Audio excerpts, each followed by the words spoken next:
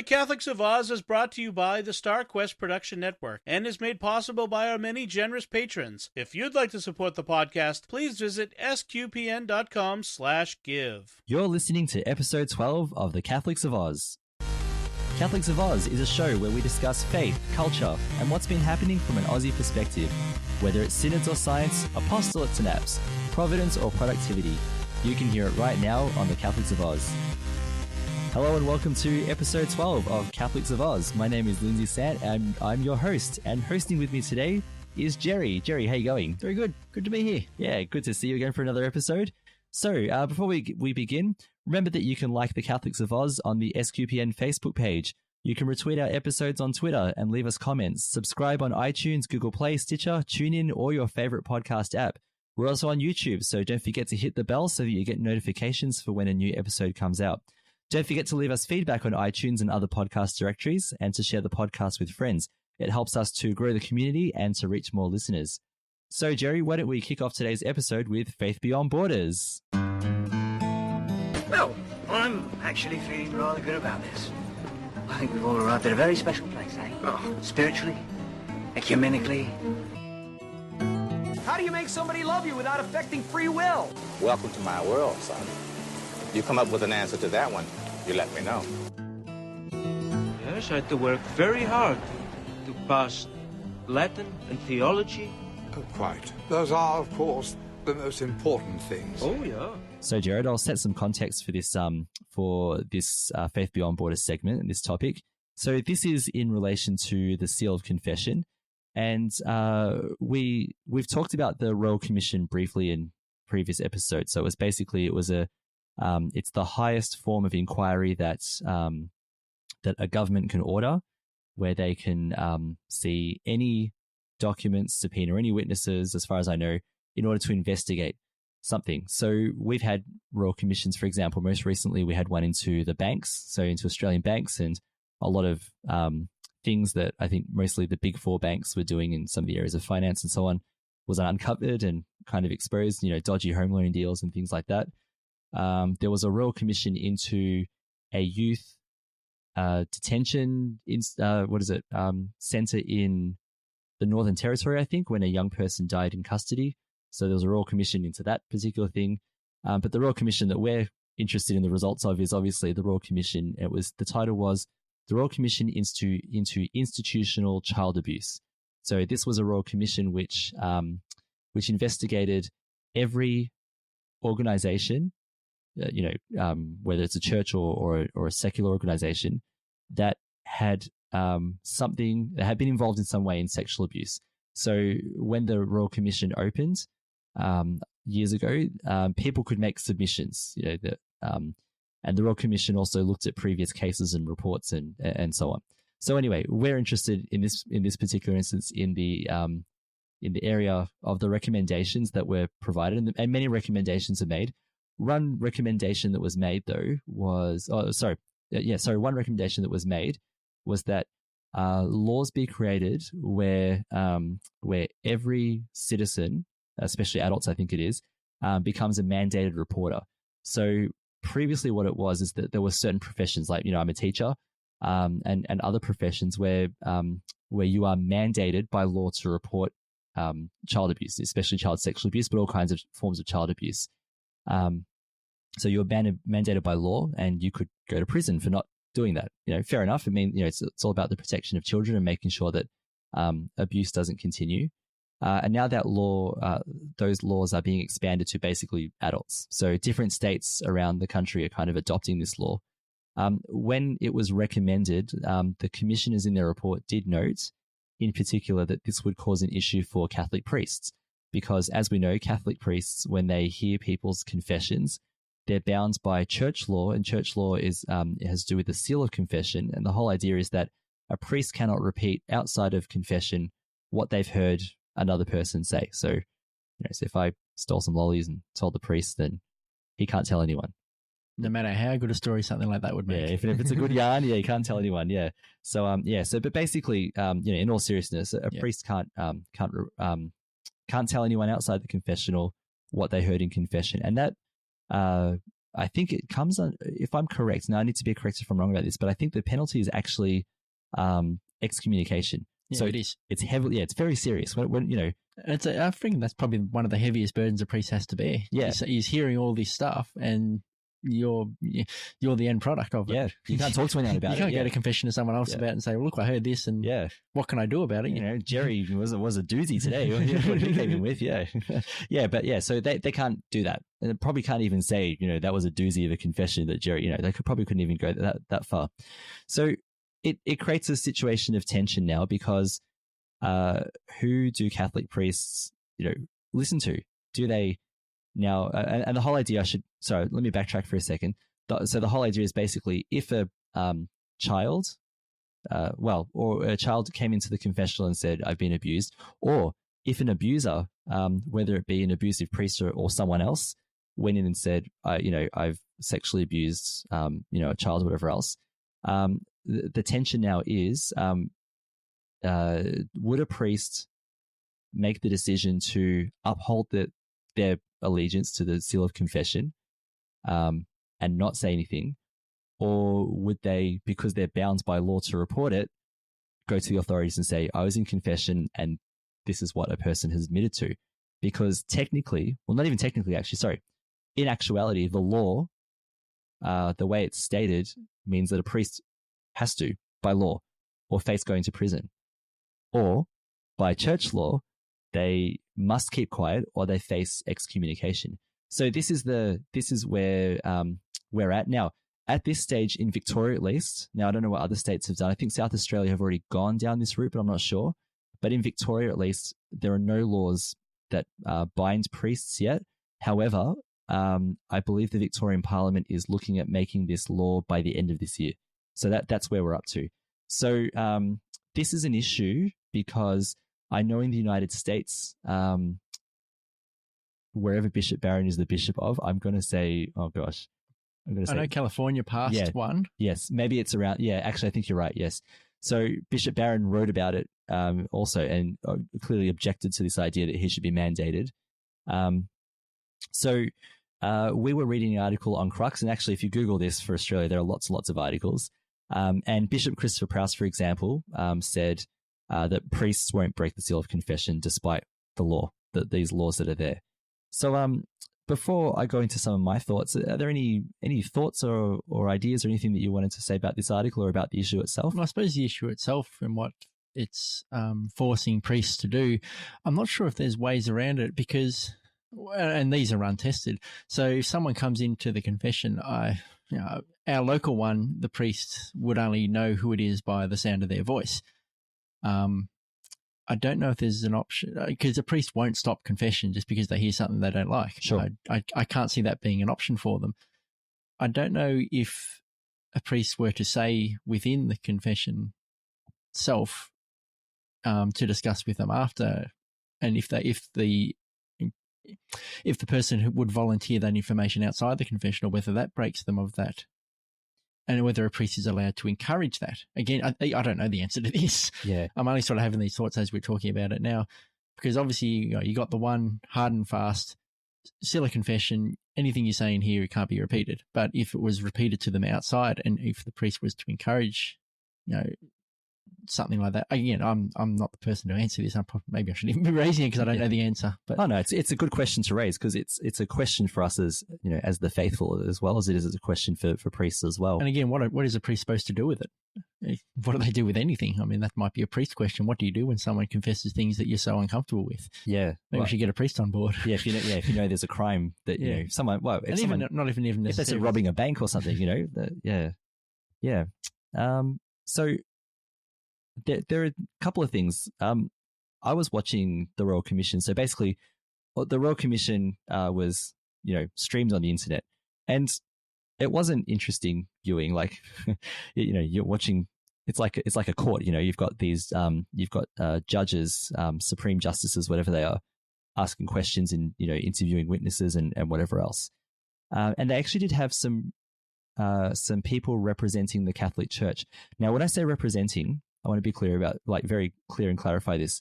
They had some who were bishops, some who were priests, and some who were part of how do I put it, fringe groups who are Catholic but have alternate views on what the church should be. So think of your ordaining women kind of crowd. All right, so they have views on that and on confession and on marriage and on everything else that don't necessarily gel with the catechism. So when I say representatives of the Catholic Church, it was anyone who, well, people who are prominent who claim the title Catholic, even if their Catholicism is a bit different to what we might expect from everyday run-of-the-mill Catholicism. So anyway, the point I'm trying to get at is that one person, there was a question that was asked that it seemed like no one on the panel could answer. And, I'm leaving an open question on this podcast because maybe there's a Catholic apologist out there who might have a better answer for this. But they were saying, the question was, when does the seal apply? Does the seal apply when a person confesses their sins only, or does it apply to everything that's said? So that, the Supreme Court justices, I think that's whatever their title is. The question was, what happens if a child comes into confession and admits to, discloses that they were abused, because they're not confessing a sin? Can the priest report that, being a mandated reporter and things like that? So I've actually, that question was asked years ago, and I'm still boggled about the answer to that because I haven't found anyone who could clear that up. A lot of people have asked that question. They've been like, let me get back to you on that one. So anyway, people who are listening, maybe someone who has an answer, or you have an answer. We'd love to hear what you think, because I'm certainly not proposing that I have an answer, and I wouldn't want to encourage anything that breaks the seal of confession or lessens it. Because I mean, I think it's a priest thing to do, to be able to mentor and to hear people not in confession, but hear people who have depression and things like that, and speak to them in that method. And in doing so, they might hear things that are sins, not being confessed, but as being told. And I don't know if you're allowed to then steer someone who you hear in confession. You're able to steer them into hearing, or coming to see them for counselling and that sort of thing. That's probably the word I was looking for: counselling, not mentoring. Sure. Yes, yeah, that makes sense. Yeah. I feel like it's like if you're trying, tax as work, it feels like a tax dodge. Yes. To do something like this. Yeah, absolutely. But on on the same side, the whole reason this law has been brought into place is for the protection of people who can't protect themselves. Yes, and that's really the hard thing to be able to deal with when hearing things like this. Yeah, and I support this law in a lot of other circumstances. I don't support breaking the seal of confession. I'm going to make that really clear. I support in other circumstances because we know that there are non-institutional settings in which abuse can take place. So, for example, abuse, like child sexual abuse, could take place in a family, but if no one's mandated to report that, then for example, if it's heard by someone, if someone knows about it who's not a mandated reporter, then that abuse continues and children are protected. But if another person gets wind of it somehow, who is not a teacher, a professional, whatever, but they're still mandated by law to report that, that's probably a good thing that they're compelled to report it, because it goes a long way towards stamping out abuse. Well, I think from reading I don't know if it was this article or another, but I think spousal, they took away the spousal, or what the word you had? I've forgotten the word you said now. What was the like spouses have to report. Yeah, mandatory. Yeah. Yes. Spouses are now mandated reporters. Yeah. Well, like you said at the start, everyone is just about. Yeah, so you couldn't cover up for a husband or wife, if they're abusing, you have to report it, which is I think is a good thing. So I'll go in a different direction in a similar topic.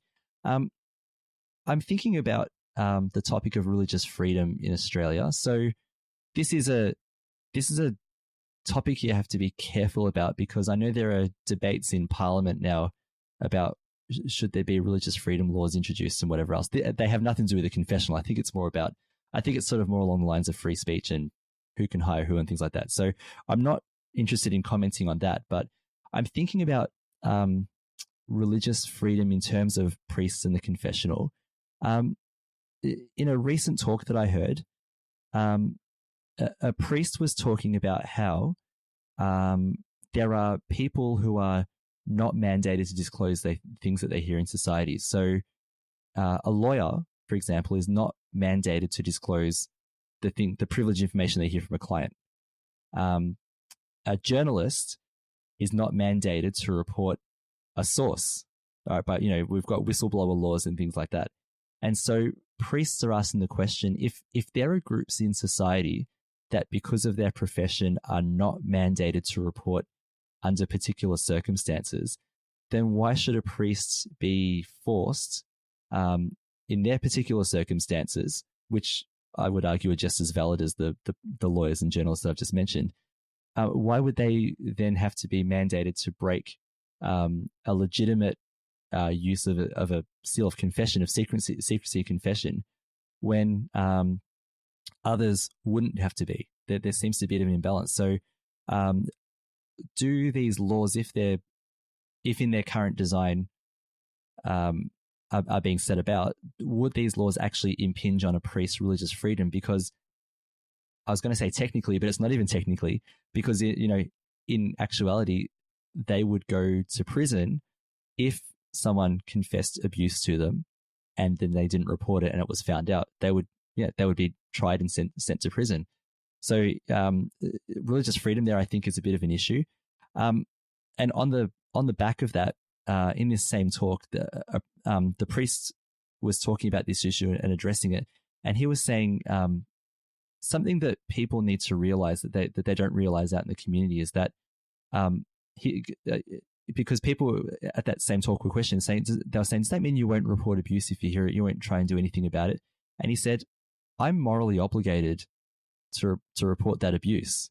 I'm definitely morally obligated to report that without breaking the seal of confession. And he said there's a couple of things that priests can do.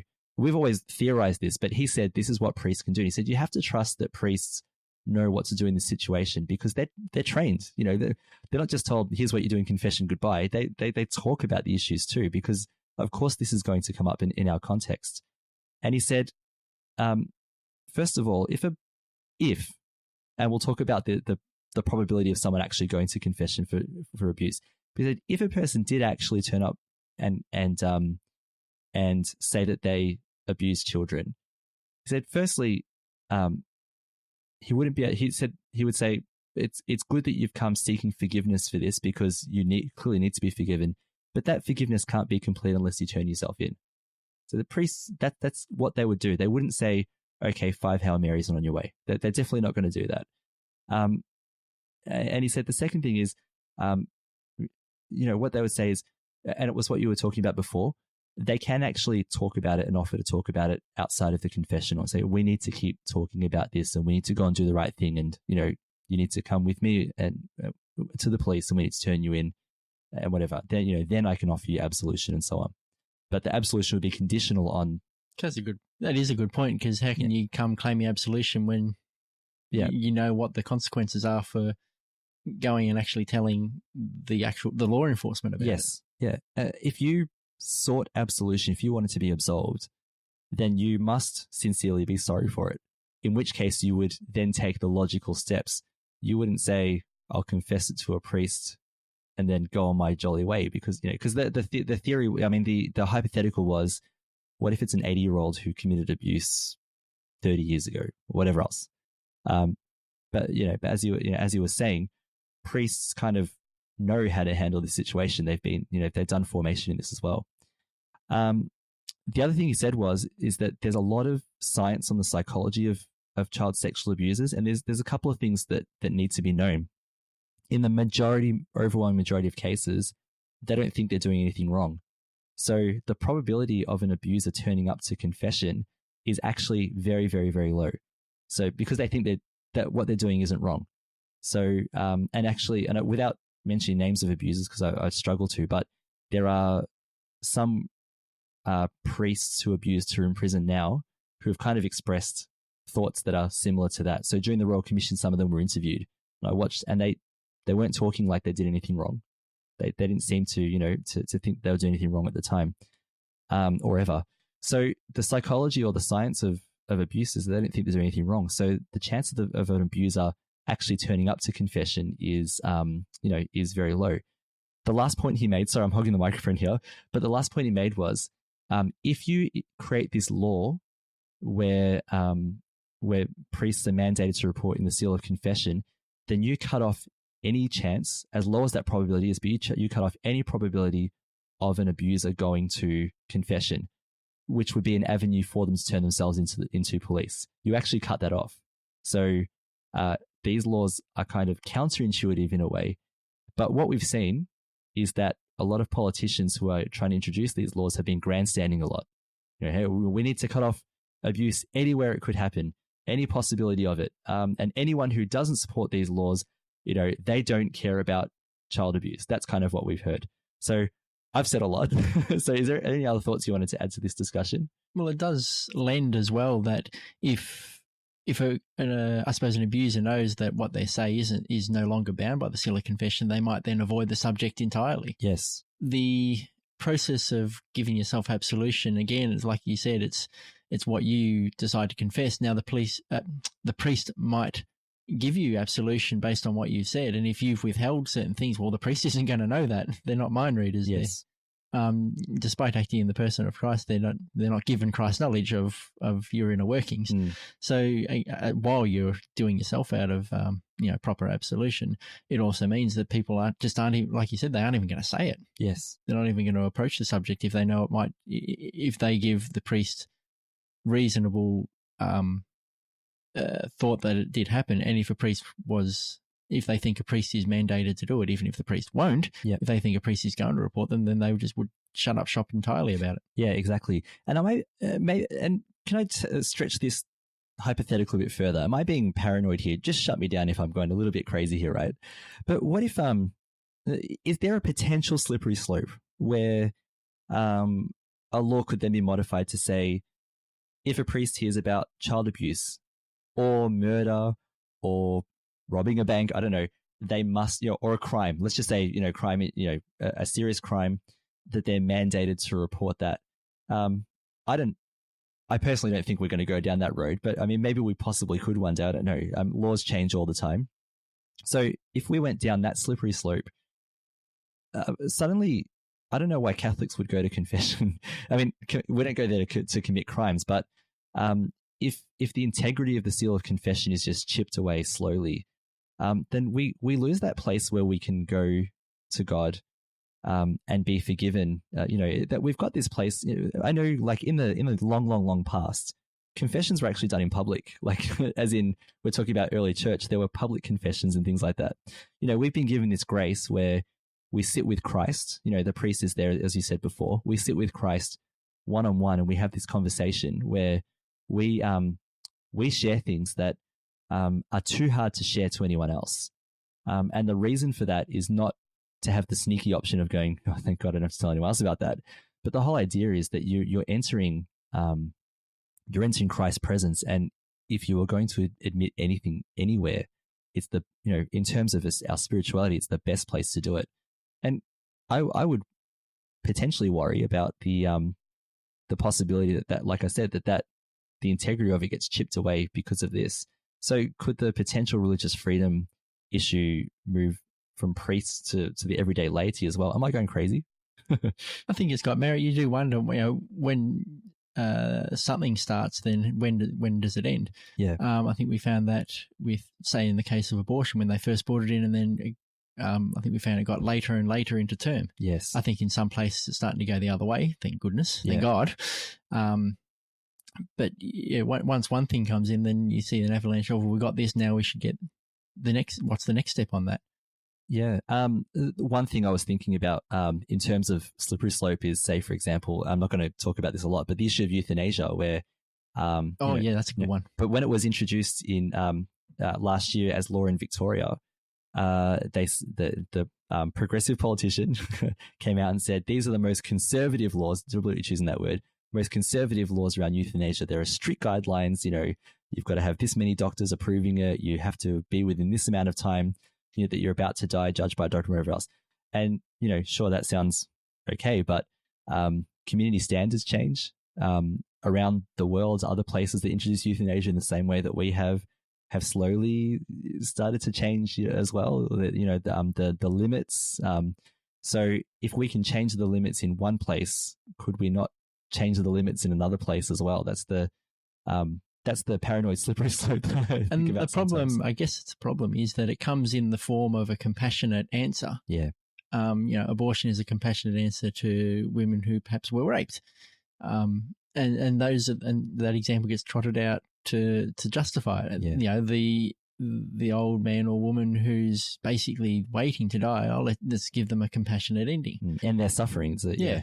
And then, as you said, community gets used to that, and then that becomes standard. And then gradually later on, then there's another proposal to remove something else, which would have seemed horrible 20 years ago, but after the community standards have got used to the first change, then there's another change implemented later on. Yeah, if the seal of confession can apply to child sexual abuse, why can't it apply to this as well? Why can't it apply to that? In fact, why do they even have a seal of confession? Yeah. Anyway, maybe that's I don't know. There's a possibility, but I think it seems to me that the church's response through bishops and also through priests is that they're probably not going to comply with these laws, and there's a very, very, very low risk probability, whatever, that there would be a situation where an abuser would come in, say that he abused someone, then the priest then the priest says nothing, and then the abuser says, 5 years ago I admitted abuse to this priest, and the priest never said anything. Oh, by the way, now I'm going to jail because I just said I'm an abuser.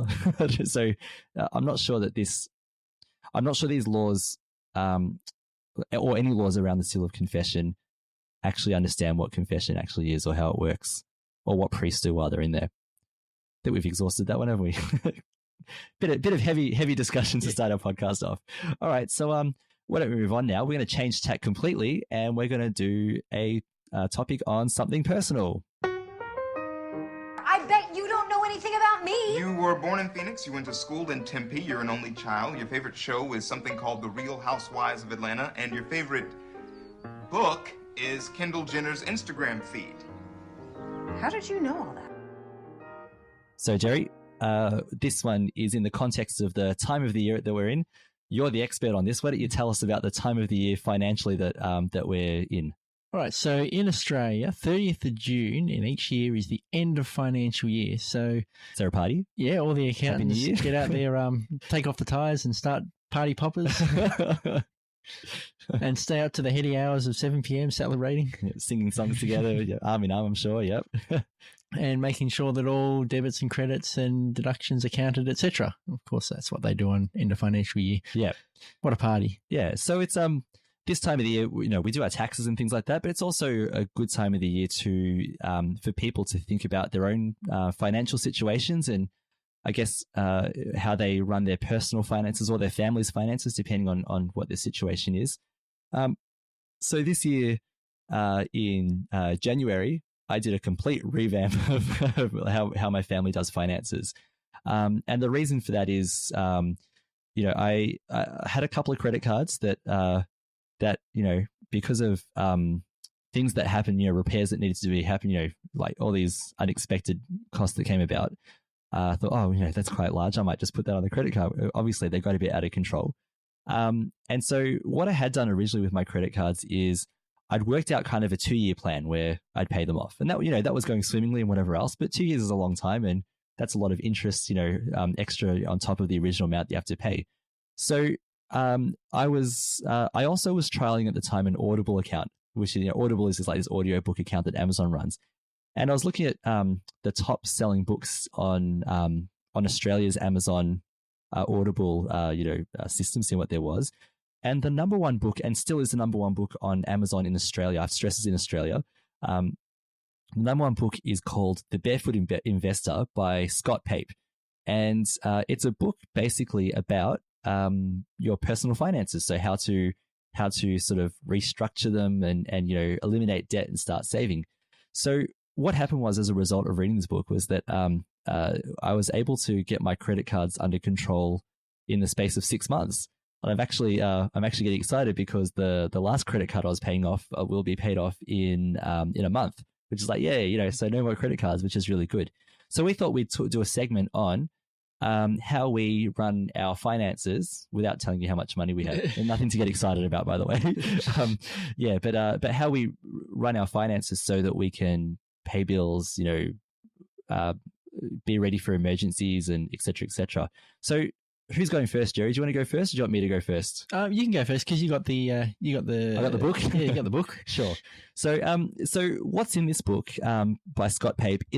I'll say two things. First of all, it's most useful to Australians because it's written in Australian context, and he knows the Australian financial system really well. So superannuation, which I think Americans call their 401k from memory. I think that's their super, the equivalent. So, yeah. So basically, he knows the laws around that and around investing in shares in Australia and so on, and and banking and all that. So it works for that. Where it might work for people who are not in Australia, not part of the Australian financial system, is just the system of saving that he talks about. So products to look for and things like that. So I'm only going to go through the basic things that I think might be more universal to everyone. And then all the stuff about investing in shares, which I haven't done yet, by the way, but all that, superannuation, all that stuff, people would have to get their own financial advice. By the way, yes, I'm not an accountant. I'm not this, all those disclosures. I'm just talking about what I've done from this book that's worked for me. So essentially what I love, by the way, about this book is that it's not about greed. His motivation is, for example, if you've got a family, his motivation is that you have money to look after your family, properly. His other motivation might be if you're single and you're looking to buy a house that you can afford. You can afford, for example, a healthy deposit for a house and things like that. So what he says basically is, first of all, look at your bank accounts, and when you get a bank account, get one that has no fees. And he says that's a non-negotiable. It has to be a no-fee account whatsoever. And so he recommends a product which I found through a bank here in Australia called ING. And they have an account where they have no ATM fees. They have no transfer fees. Like, for example, if I buy something from Amazon in the United States, there might be an international transaction fee that a bank might charge. And he says no, he says you can't have any of that. So the account that I've got now has no fees for using, like an ATM. And it has no fees for using a foreign ATM. So that means, like, if I go to, say, the Commonwealth Bank and I use theirs, I might get a $2 transaction fee for that. But what happens is ING refunds that to you, which is really cool. So you get refunded any of these international shopping fees or whatever else, or foreign ATM fees. And he says there should be no fees whatsoever. So that's really good because you can get one of these ING accounts and you don't get a little bit taken off every month. Or I know some banks that you will say, if you deposit this much per month, then you won't get fees or whatever. But he says, no, it must be zero. He's not a fan of the big four banks. And I'm not telling people they should ban, people know their banking, they know what they're doing. But he's not a fan of the big four. So what are we? Commonwealth Bank, Westpac, I'm going to lose it, ANZ, and the other one. What is it, Jerry? NAB. Thank you, National Australia. Thank you. There you go. He's not a fan of them at all. He doesn't like their practices. Having said that, I know people do their own banking. They have to make their own decisions. Like, I was actually with the Commonwealth Bank for a long time because I loved their online banking. It still, to me, is one of the best online banking systems there is. However, because he made a really good case for ING, I switched to them. And so there's that. The next thing he says is that it's good to then organize your money into different accounts. So he says, open 2 ING accounts. One where all your money that goes towards your bills and stuff is going to go. And the second one, he says, you call it your splurge account. And you put, I think it's 5% of what you earn in that. And that's one for you and your spouse or whatever else that they can spend on anything. So he said, it's very Aussie. So he goes, if you want to take, if you're there with your mates at the pub and it's your round to shout the beers, he goes, that's what your splurge account is for. You don't use any other money for that. And he says, once it's gone, it's gone. So say if you get paid fortnightly, that money goes into the splurge account, that 5%, and you need to stretch it out over a month or over a fortnight, whatever that period might be. But once it's gone, that's it. No more splurging, no more beers with the mates or whatever. So, or for me, I use it for, buying lunch sometimes or whatever, things like that. Or the odd computer game or, the odd app or whatever. Things like that. Anything that's a splurge. And then he says, another 5% you put into, so in your main account, you set, because on your online banking, you can set up multiple places where your money goes. So he says, set up another one for he calls it the smile account, and 5% goes in there. And he says, save this for things that make you smile, like, organizing your next family holiday, whatever it is, things that go in that category. Taking your family out on a day trip to the zoo, whatever. That's what your smile account is for. The other one he's got is called the fire extinguisher, which is my favorite one by far. And you put, I think it's 30% of your wage into that one. Hope my numbers are right. And this one is for eliminating debts. So when you get paid and your 30% goes in, if you have a credit card, go start with the smallest debt and then work your way up. So credit cards, home loans, car loans, whatever it might be. And he said what happens is when you kill off that first debt, whatever that smallest one is, it's really motivating, and he calls it dominoing your debt. So you knock off one, then you start getting motivated to knock off the rest and whatever. And then the other one is your everyday account. And what's that one called? I think it's the everyday. I think it's just an everyday account. Yeah, that would make sense. Yeah, and that one is that's where your home loan and your bills will go. So basically, use that one to pay off your home loan and also all your bills and whatever. So that in a nutshell is kind of what it is. Oh, and there's one more as well. He says, set up another account that's really hard to access with a different bank that's got a decent interest rate. And he said, call that your mojo. And the whole idea of the mojo is that you start with $2,000, and he says, do whatever it takes to put $2,000, whether it's selling stuff on Gumtree or eBay or whatever else. Gumtree is a very Australian one, isn't it? Or whatever, and get it up to $2,000. And then over the course of following his book, you actually increase it over time. And what happens is it's called mojo because you've got all this money sitting in another account for a rainy day, and you're going to be all right if there's a rainy day. And the context for this is that he used to have a property, a small farm, and it burnt down. And it was his family home, and we have bushfires here, and it burnt down. And basically, he said once the house burnt down, they realized they had nothing left there. He said, "I've got this," because he'd already planned for a rainy day with his own mojo account. So that's, in a nutshell, the idea of what it is. It's about eliminating debt and saving money for all the things that you need money for.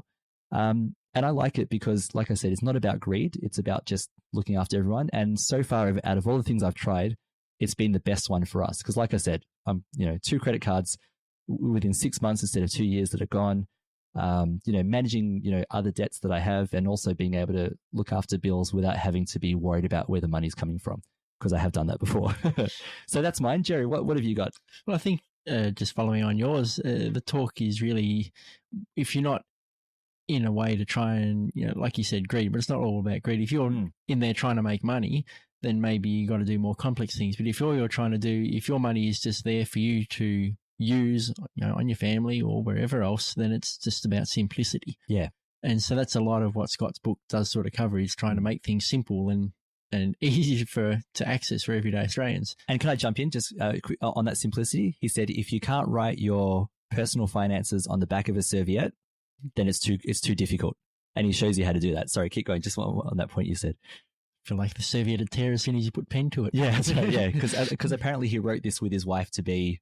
Yeah, while they were on a date in a restaurant, and he's on a serviette, he showed it to her. So maybe it was a good restaurant. Yeah, they must have really good, high quality serviettes. I feel like we go to the restaurants we currently frequent with our children, restaurants.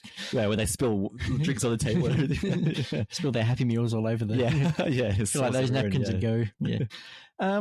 Well, I suppose slightly different to yours in my industry is taxation, and I'm a registered financial advisor. I'm not going to be giving any advice on the show at all, because it's just not, if you want advice, you need to seek personal advice. Sure.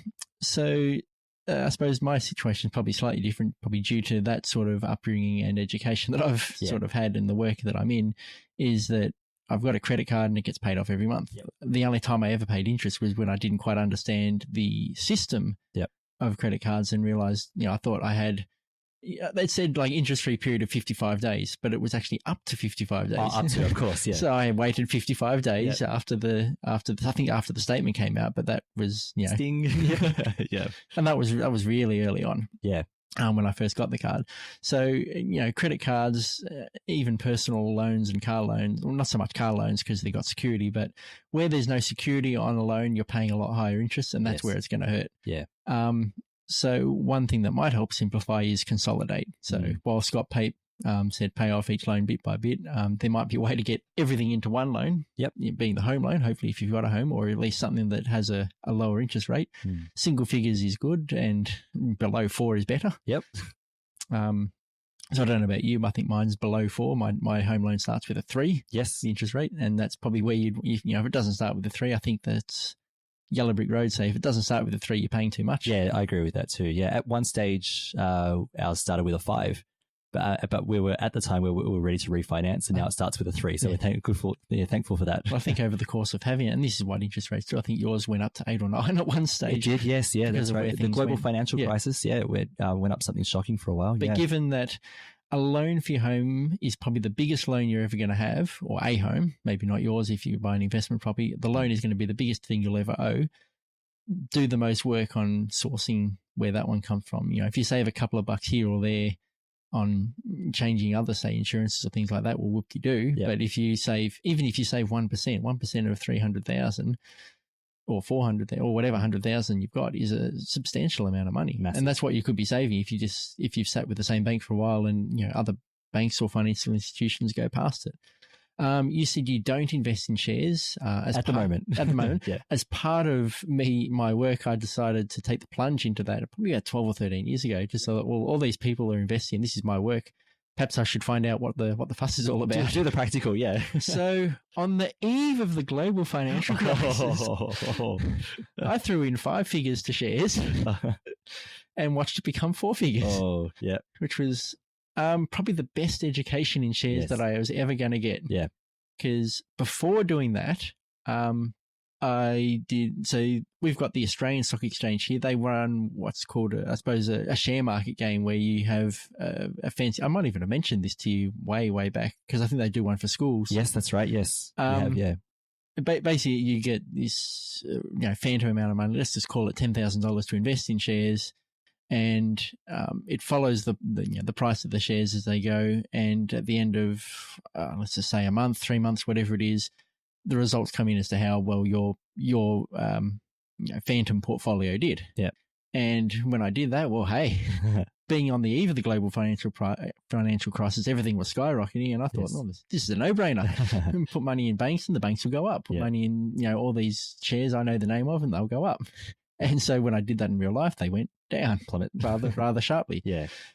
But the investment game is a long-term game.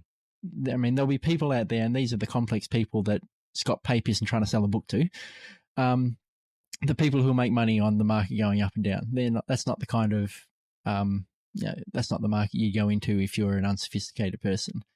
Being a long-term game in investing is, over 5 years, over 10 years. And again, this is past performance is not a reliable indicator of future outcomes. Yeah, and these are the mum and dad investors you're talking about. But that's the standard throwaway financial planning line is that over in the past, it's clearly to see that on the long term, these things will go up. Yes. Investments will go up. Yep.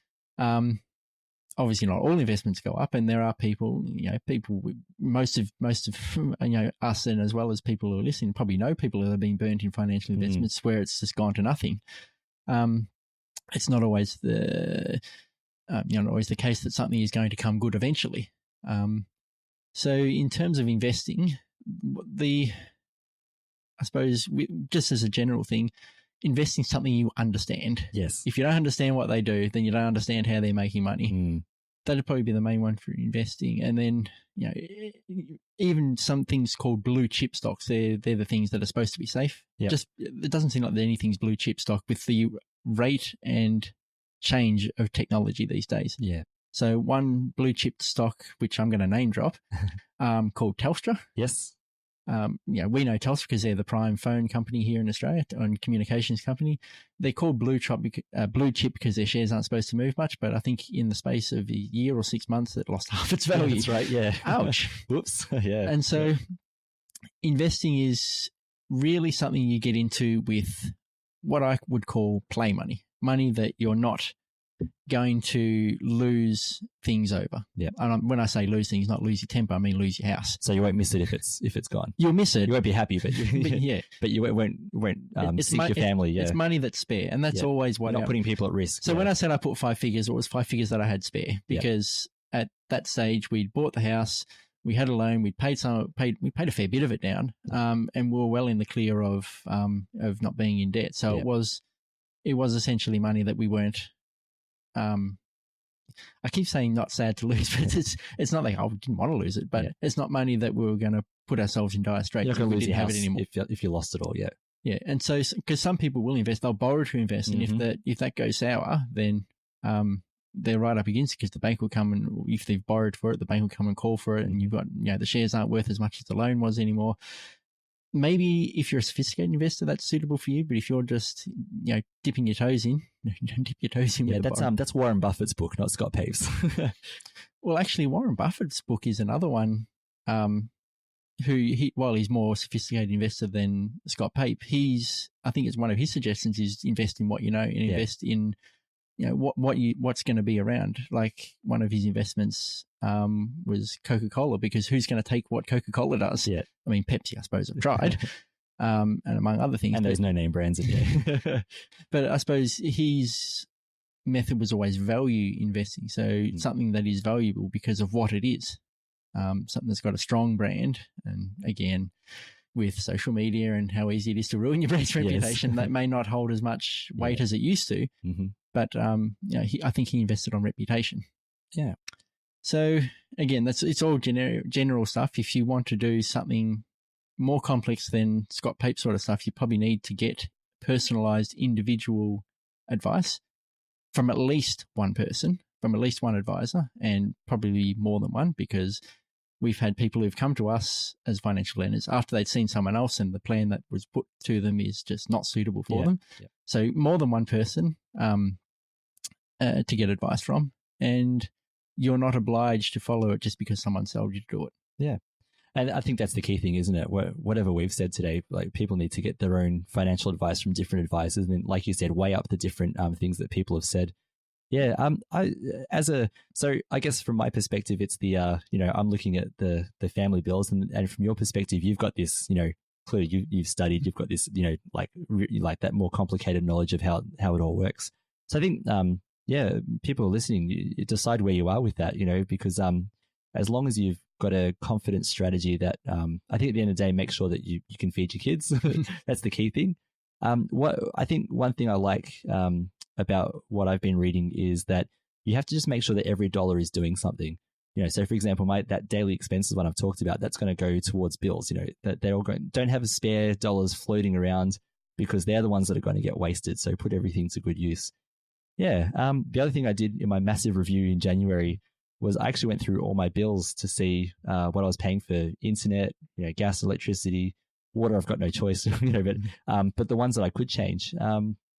I just did some research on different providers and, saved, quite a bit of money, per month, because I just tracked what it would cost me for the year. So, saved a couple $100, like a year just from changing, for different things as well.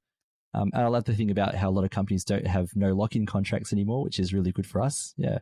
And a couple other small tidbits I'll throw out as well. The big bills that come in once a year, see if they'll give you a no interest option to stream them. So our school, Caitlin's school, does that. So last year I paid the whole whack up front. That would hurt. Yep. Which was a bit of a And this year I went the per fortnight option. Yep. And I don't even notice it now. Yes. It's just it's just all part of it's tiny, isn't it? Yeah. Part of the amount. Yep. And the other one would be is for things that you've signed up to. So my example will be I think it's the house insurance. Yep. But for things that you've signed up to, see if they've got rewards. See if they've got any side offerings. Mm-hmm.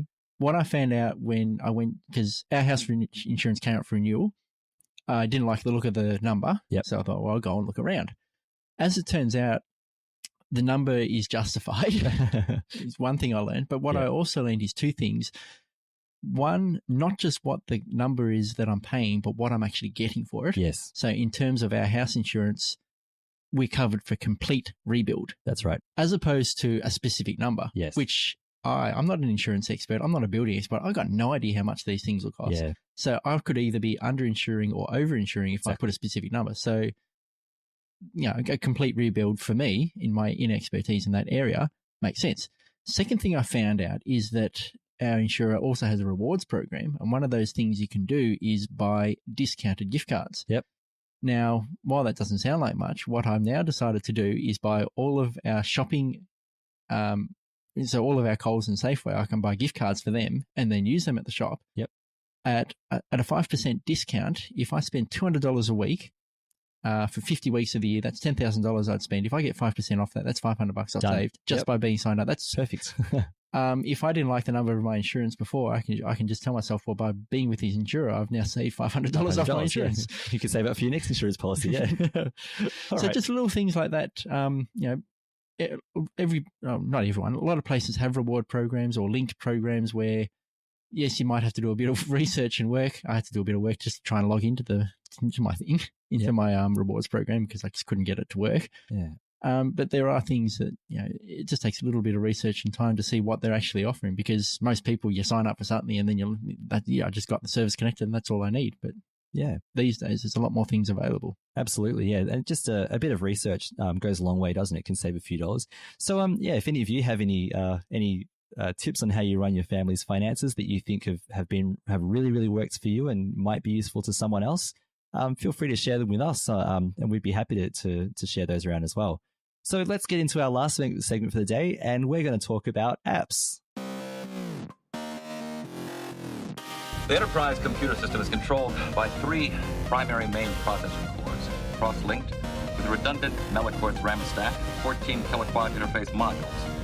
The core element is based on an FTL nanoprocessor with 25 bilateral helilaterals, 20 of those being slaved into the primary Heisenfram terminal. Now, you do know what a bilateral helilateral is.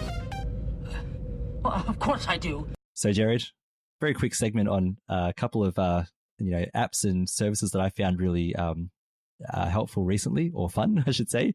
And you've also got I'm looking forward to talking about this one. I'll save that for a second. So first of all, I've told you before that I play Clash Royale and I love it. It's, one of those play against other people, where you choose your deck of characters and the characters have different abilities. You have to try and destroy the other person's castles, and that's how you win. Well, a similar concept, I came across this app called Rumble Stars, and this game is exactly the same thing in a way, except it's soccer. And soccer, how can you not fight with that? I love it. So what you do is in Rumble Stars is you have a deck of animals, and these animals have different abilities. Like you've got a wolf who's kind of like a sniper, so like this long shot that can score goals from far away. You've got a tiger who's more of the dribbler and run up to the goal and kick. You've got a fireball. It's like a little explosive that kind of explodes and bumps the characters out of the way so you can get a clear shot at goal. There's a giant hippo who, if it gets the ball, doesn't let it go and just walks its way through everyone up to the goal and pushes the ball in. And so it's got all these crazy characters that do these things. So it's quite funny. And the whole concept is it's a 3-minute game, and the first person to score 3 goals before the 3 minutes is up wins. So you can win it in a minute if you're really good, or things like that. So I reckon Rumble Stars is great just for the idea of picking characters and playing soccer. And it's really funny. It's a funny game, like when you play as well. So I'm looking forward to playing a bit more of that. So, and like I said, you can start a clan like you're doing Clash of Clans. You can start a team or a club. So I actually started a club called Catholics of Oz. And so far there's no one in it because I haven't really talked to anyone about it. But if anyone would like to play Rumble Stars and find the Catholics of Oz club and interact with me there, or anyone else who comes on, I'd love to have you. So yeah, come and play some soccer and win some points for the club. So how big is the clan allowed to be? Up to 50 people. Oh, so it's a big one. Yeah, you can get quite a few. Yeah. So by laws of averages, hopefully get a couple of people. Yeah. The other one is more of a service than an app, and I'll talk about this really quickly. Most people would probably know about Amazon Prime, but I've actually never used it before until recently. So Amazon Prime is a service of services. And this is what I didn't know about it. I actually just thought, it's another TV streaming service. I've already got Netflix. I've already got Stan, because I share these. I shouldn't say that. Anyway, it saves money. Anyway, but, and so I don't need any more services. Anyway, they were offering a 30-day free trial, and I thought, I'll just, maybe I'll just see what it is. So when I had a look, they offer, TV shows and movies, and they've got a lot of their own originals, which most are quite good. They also offer their reading service where they put a number of books that you can read for free through this service. So you just download them to your Kindle or to your phone or computer whatever Kindle reader you have, and you can, borrow up to 10 books at a time and read them. There's books, comics, so, you could read novels, you could find books on spirituality. So there's quite a few useful things that are in there, things like that. They also have their music service. So it's like Spotify or Apple Music or what's the other famous one? Whatever it is. Anyway, but a similar Amazon Music streaming service with, I think their number was 2 million songs. So I'm pretty sure there's enough songs in there for everyone. My son looked for today, the bad lip reading channel on YouTube. Oh, yes. He just did an obscure search for that. He I'm not allowed to say the name of the search thing because I'll set off people's little search things at home. But he said, "Hey, searching voice person, find me, this one from bad lip reading," and it came up. And it was streaming. Yeah, it was on there. It was streaming in my car. I said, "Damien, turn this off." Anyway, well, he's having a laugh. And they also do things like there's free in Australia. It's 2-day shipping. I think in America it's 1-day shipping, but in Australia you get free 2-day shipping, which is good. So I already ordered something I needed for work on there. Had it sent to my work address, and I didn't have to pay the shipping for it, which is really awesome. And then what's good for us in Australia, especially, is that it's actually really hard for us to order from America on Amazon because the shipping costs are astronomically high. But if you make an order that's above $49, which is actually kind of easy to do if you're buying international stuff, there's no shipping cost. It's free shipping. So that, there's some incentives there. The other incentive they have is is access to Twitch, which I don't really use, to be honest. But Twitch is like this service where you can watch people play computer games, which is really not my thing. But there are apparently some things associated, like, for example, you can get some computer games for free, discounted computer games and things like that. I haven't really got much time for gaming except when I'm playing Rumble Stars, so I'm not sure if I'm going to access that one. However, I've already downloaded books to read, which I found really good. I've actually found, so there's a series called The Expanse, which I'm calling it, I reckon it's the best sci-fi TV series in ever, all right? And people can tell me I'm wrong, that's fine.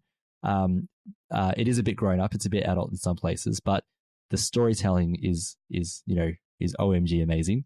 The other advantage, of course, is the Captain Picard series, which Caroline and I talked about 2 episodes ago, is going to be on Amazon Prime. So now I know how to access it. And by the way, this is not an ad for Amazon. Amazon doesn't give us anything unless they'd like to, but they give you free shipping. Yeah, they give us free shipping. Yeah, but not for saying this. Well, I think SQPN gets money through the Smile. Yes. Okay, which we should all support, which is really good. Yeah.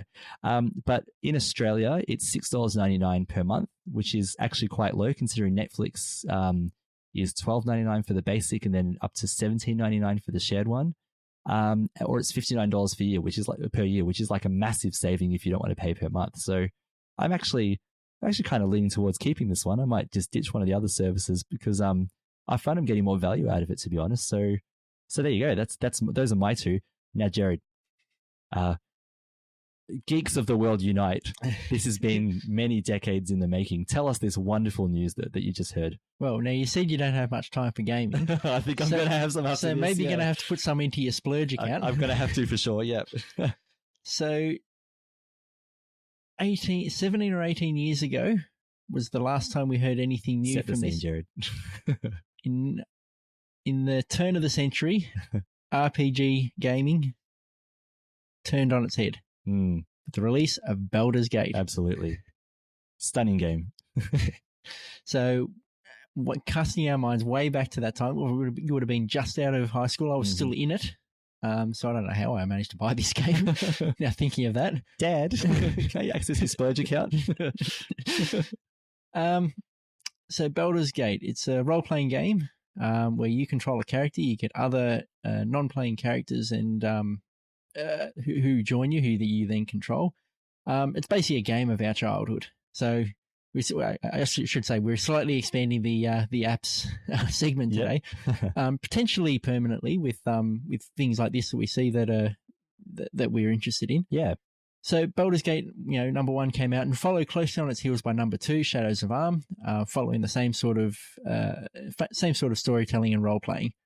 Number 3 was slated to come out in 2003, but it got canned. Sadly, sad day for the world. And then, rumors would persist all the way through up until I think 2012 or 13 when the original one was remastered. Mm-hmm. Which was good. Yeah. It helped to satisfy some of our hunger for more Baldur's Gate, yeah. But nothing new, no new content has ever been issued. So it was originally done by, I think, Black Isle, and then Beamdog took over the remastering. And now, finally, recently, 2019, we've heard news that Baldur's Gate 3 is on the table. This was prophesied in the Book of Revelation, by the way. This is a cataclysmic event for the world. So yes, we are happy to announce what other people have already announced online. There is going to be a Baldur's Gate 3. Now, what do you know about it so far? All right, so we've gone to the PC Gamer website, and they've told us everything they know about it. So now we know this much about it. So Larian Studios, the team who developed Divinity Original Sin and Original Sin 2. Now, I haven't played this game, but I get the understanding. I have played it, yeah. That I believe it was Game of the Year 2 years ago, so they've got cred, these guys. Yes, it's not just a fly-by-night. I haven't finished it because obviously I haven't got much time for gaming, but I have played it. Yeah, it's a great game. Now, they've taken over the project. So they've said this is going to be their biggest project to date that they've worked on. No news on the release date, although they have got a trailer. Be warned, spoilers, it's not something you want your kids watching. Okay. Perhaps watch it yourself before deciding whether or not someone else younger or more susceptible is going to look at it. Yeah, so it's really a teaser trailer is where they're at with it, but it's given it's been done by Larian Studios, they're not just, as I said, not just a fly by night. It looks like they're taking this seriously. Going slightly more geeky, Wizards of the Coast, who are responsible for the D&D storylines and chronologically ordered and keeping things consistent with lore, they've gotten on board as well. And that was probably where the green light was really flicked. Yep. In them coming on board. So I know we've played the remaster. We've dabbled in some of the other.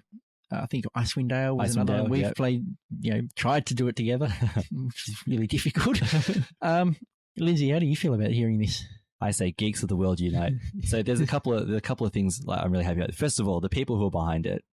Now, hopefully, I won't be disappointed, right? But I'm saying that this is probably in the best hands you could possibly put it in. So knowing that Dungeons and Dragons people are involved and the people who made Divinity Original Sin, which is a great game, I think this is going to be awesome. I really can't wait. What I am looking forward to the most, though, is obviously the multiplayer aspect of it, because you and me and our friend Lino and other people who have joined us, well, we've played it together, which is really good. It's actually a really fun game to play with other people because there's the story, there's the laughs that we have, there's the actually we're of the old school where sometimes, not often, but sometimes we actually get together at each other's houses with our computers and we play games together. So I'm looking forward to it for the multiplayer social aspects of it as well.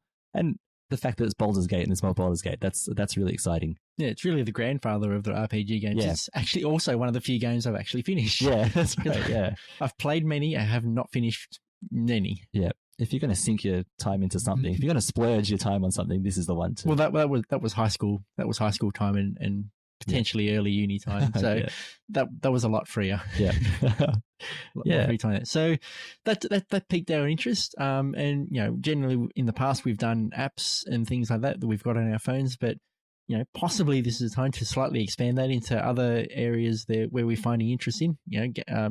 Potentially primarily in gaming. I don't know. I think there are 30 and 40-year-olds who are celebrating with their businesses. They're probably going to be the primary market for this. Yeah. So I mean, again, when something else pops up, we might look at it and see how it affects us. Whether it's a release of an actual game or whether it's something like this where it's just something that we can't wait for this to happen. Yeah. So we've gone a little bit over time today, but I mean, for Baldur's Gate, that's worth going. I mean, why wouldn't you go over time for Baldur's Gate? And we're worried this is going to be a short one. Yeah, it was the other way around. Yep. So we would just want to thank everyone for joining us on episode 12 of The Catholics of Oz. Before we go, though, we'd like to take a moment to thank our patrons who make it possible for us to create The Catholics of Oz.